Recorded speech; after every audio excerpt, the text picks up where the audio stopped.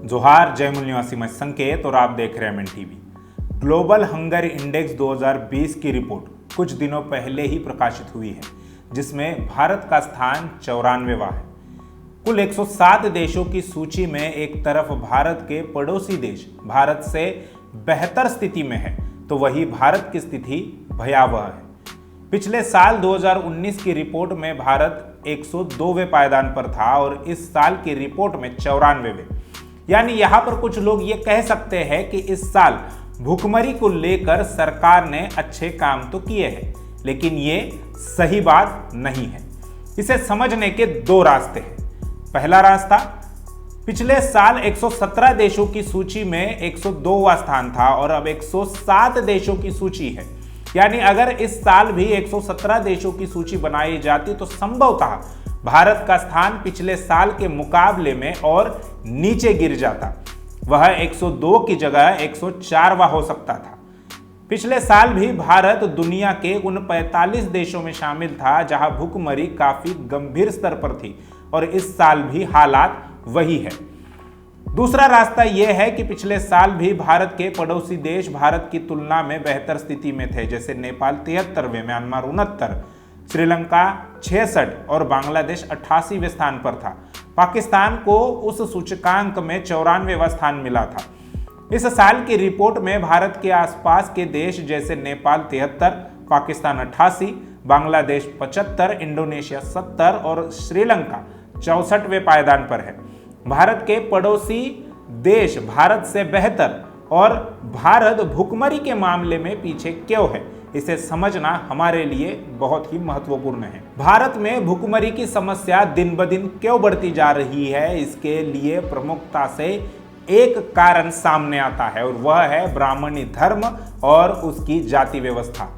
लेकिन इस पर बात करने से पहले हम जान लेते हैं कि भुखमरी की समस्या का निपटारा करने के लिए भारत सरकार ने क्या कदम उठाए, कितना निधि उसके लिए आवंटित किया और कितना निधि खर्च किया।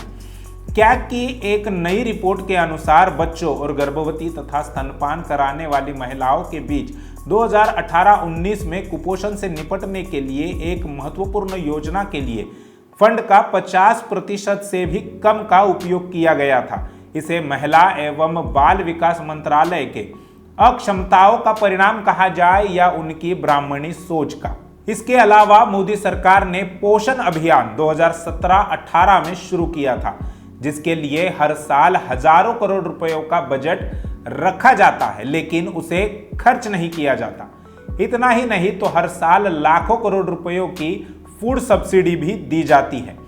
पब्लिक डिस्ट्रीब्यूशन सिस्टम यानी PDS 67% लोगों को सब्सिडी के तहत हर एक व्यक्ति को केवल 5 किलो अनाज देता है, जो कि पर्याप्त नहीं है। अब इस महामारी के दौर में प्रधानमंत्री ने देश के 80 करोड़ लोगों को मुफ्त में 5 किलो गेहूं और चावल देने की बात कही है। यानी प्रधानमंत्री भी जानते हैं कि देश की 80 करोड़ आबादी 5 किलो अनाज खरीदने लायक भी नहीं है। यानी उस 80 करोड़ जनता को भुखमरी के कगार पर पहुंचा दिया गया है। हर साल गरीबी या भुखमरी से निपटने के लिए जो पैसा आवंटित किया जाता है, वह तो केवल देश और दुनिया को दिखाने के लिए होता है कि हम जनता के विकास पर पैसा खर्च कर रहे हैं, जबकि मुफ्त में अनाज या फूड सब्सिडी देना विकास कार्य नहीं होता है। वह तो केवल लोगों को जिंदा रखने का प्रयास करते हैं ताकि चुनाव में उन्हें वोट हासिल हो सके। लेकिन देश की जनता का विकास हो, इसके लिए न कांग्रेस ने कोई योजना बनाई और न ही भाजपा ने, बल्कि संविधान ने लोगों के विकास के लिए जो योजनाएं बनाई थी उसे भी समाप्त करने के लिए ब्राह्मणवादी ताकतों ने पिछले 70 सालों में काम किया है। जैसे आरक्षण की योजना, जिन लोगों को हजारों सालों से अधिकार से वंचित रखा था, उन्हें अधिकार दिलाने के लिए और उनके वर्ग की उन्नति करने के लिए बनाई हुई योजना है। आज SC, ST, OBC का जो कुछ विकास दिखाई दे रहा है, वह इसी आरक्षण की योजना की वजह से हुआ है और वह भी ब्राह्मणवादियों को बर्दाश्त नहीं हो रहा है। इसलिए वे 24 घंटे आरक्षण का विरोध करने का काम ही करते हैं। भारतीय संविधान ने जनता के विकास की दूसरी योजना शिक्षा की बनाई। दुनिया के अन्य देश जहां शिक्षा पर 6 से 10 या 12% तक खर्च करते हैं, वही भारत में शिक्षा का बजट 3% से ज्यादा नहीं होता है। अब नई शिक्षा नीति में शिक्षा पर जीडीपी का 6% खर्च करने की बात कही गई है। यही बात कोठारी कमीशन ने 1967 में भी कही थी कि शिक्षा पर जीडीपी का 6% खर्च होना चाहिए, लेकिन ऐसा किसी भी सरकार ने आज तक नहीं किया, बल्कि जो 3% खर्च होता है वह भी उच्च शिक्षा के लिए होता है। प्राथमिक और माध्यमिक शिक्षा पर बहुत कम खर्च किया जाता है, जिसकी वजह से उसकी हालत काफी खराब हो चुकी है। इसके अलावा जो छात्र छात्राएं किसी कारणवश अपनी शिक्षा पूरी नहीं कर पाते, उनके लिए स्किल डेवलपमेंट की कोई योजना पिछले 70 सालों में नहीं बनाई गई। अगर ऐसा भी किया होता तो आज भारत में स्किल्ड ह्यूमन रिसोर्स बड़ी मात्रा में होता और उसके जरिए उनके खुद के उन्नति के साथ वे देश के आर्थिक विकास का भी काम करते। लेकिन ब्राह्मण शासक वर्ग ने केवल ऊंची इमारतें और सड़कें बनवाने का ही काम किया, जिसे वे विकास कहते हैं और जिसका भारत के मूल निवासी जनता को कोई लाभ नहीं मिला है। अब हम इसके कारण पर चर्चा करेंगे। जैसे हमने शुरुआत में ही बताया था कि इसका प्रमुखता से एक कारण है, वह है ब्राह्मणी व्यवस्था और उससे निर्माण हुई जाति व्यवस्था। साल 2015 में जिन्हें अर्थशास्त्र के नोबेल से नवाजा गया था, ऐसे अर्थशास्त्री एंगस डिटन का कहना है कि भारत में भुखमरी के लिए जाति व्यवस्था कारण है। यानी जो लोग जाति व्यवस्था में निचले पायदान पर है, जैसे अनुसूचित जाति, जनजाति, अति पिछड़ा वर्ग और ओबीसी की वह जातियां जो खेती नहीं करती, वही लोग आज की तारीख में गरीबी में जीवन यापन करने के लिए मजबूर है। दुनिया के अर्थशास्त्रियों के मुताबिक जब किसी देश की अर्थव्यवस्था बढ़ती है, ऊपर आती है, तब उस देश की गरीबी और भुखमरी कम होती है, क्योंकि वहां देश के साथ देश में रहने वाले लोगों का भी साथ में साइमल्टेनियसली विकास होता है। शायद भारत ही एकमात्र ऐसा देश है जहां देश की अर्थव्यवस्था हर साल बढ़ रही है। हर साल का बजट पहले के बजट से ज्यादा होता है, लेकिन देश के लोगों की गरीबी और भुखमरी कम होने के बजाय और ज्यादा बढ़ रही है।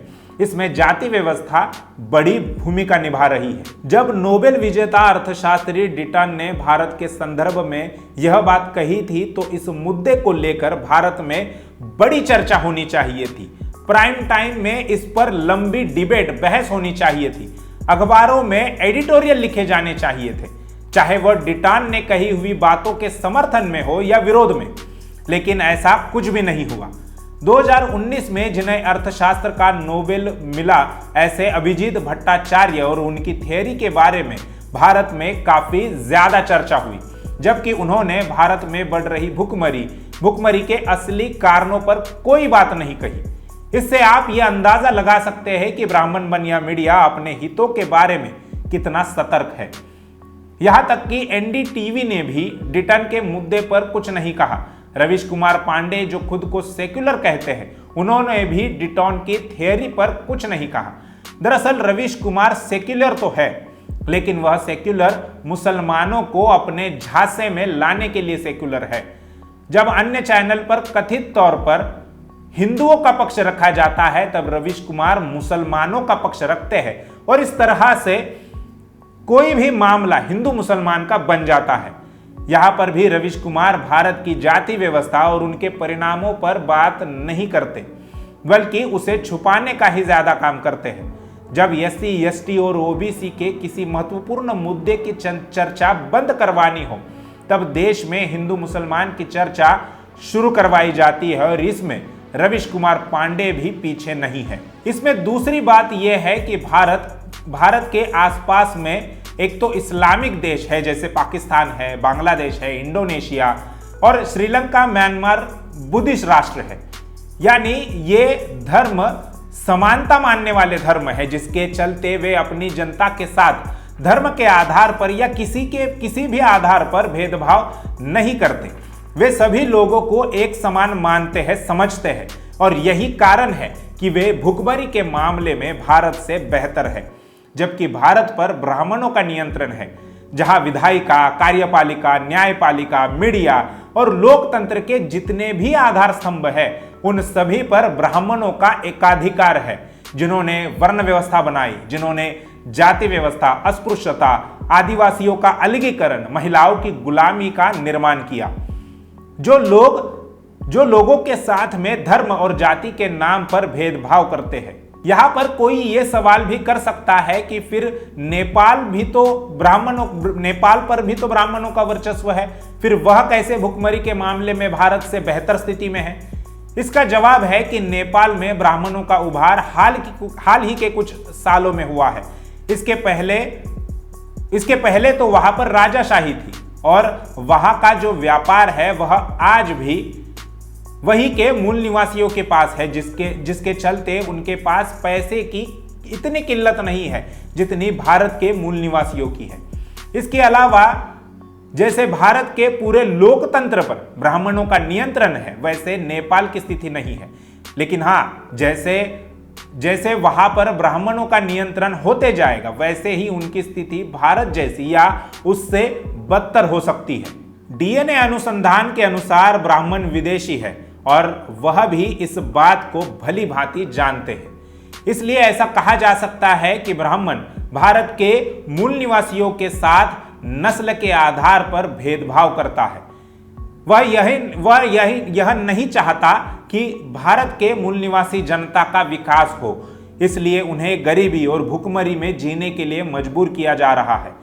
जिन मूल निवासी बहुजनों को ब्राह्मणों ने हजारों सालों से अधिकार वंचित रखा था, उन्हें भारत में संविधान लागू होने के बाद कुछ अधिकार मिले, जो अधिकार इन लोगों को पिछले 70 सालों से मिल रहे थे। ब्राह्मणों ने उन्हें समाप्त करने का भी काम 1950 से ही शुरू कर दिया। आज की तारीख में भारत सरकार के पास पैसा नहीं है, ऐसी बात नहीं है। पैसा तो है, लेकिन वह देश के मूल निवासियों के उत्थान के लिए, उनके विकास के लिए जानबूझकर खर्च नहीं किया जाता। इसके लिए ब्राह्मणों का धर्म उनको इस बात की इजाजत नहीं देता, क्योंकि अगर भारत के मूल निवासी बहुजनों का विकास या उनकी उन्नति हो गई तो वे लोग ब्राह्मणों की व्यवस्था को चलने नहीं देंगे। मूल निवासी बहुजन समाज के लोग ब्राह्मणों को चुनौती दे सकते हैं और अपना राजनीतिक विकल्प खुद तैयार करके राजनीतिक सत्ता अपने नियंत्रण में ले सकते हैं, जैसे मान्यवर कांचीराम साहब ने कर दिखाया था। उन्होंने समाज के पढ़े लिखे लोगों को समाज परिवर्तन के लिए, व्यवस्था परिवर्तन के लिए तैयार किया। पढ़े लिखे लोगों ने भी उन्हें साथ सहयोग दिया और मान्यवर कांचीराम साहब ने उत्तर प्रदेश जैसे देश के सबसे बड़े सूबे में राजनीतिक बागडोर अपने हाथ में ली। आज भी बहुजन समाज के लोग ऐसा कर सकते हैं। ऐसा ना हो, इसके लिए ब्राह्मणवादी ताकतों ने मूल निवासी बहुजन समाज को गरीबी और भुखमरी के कगार पर मरने के लिए छोड़ दिया है।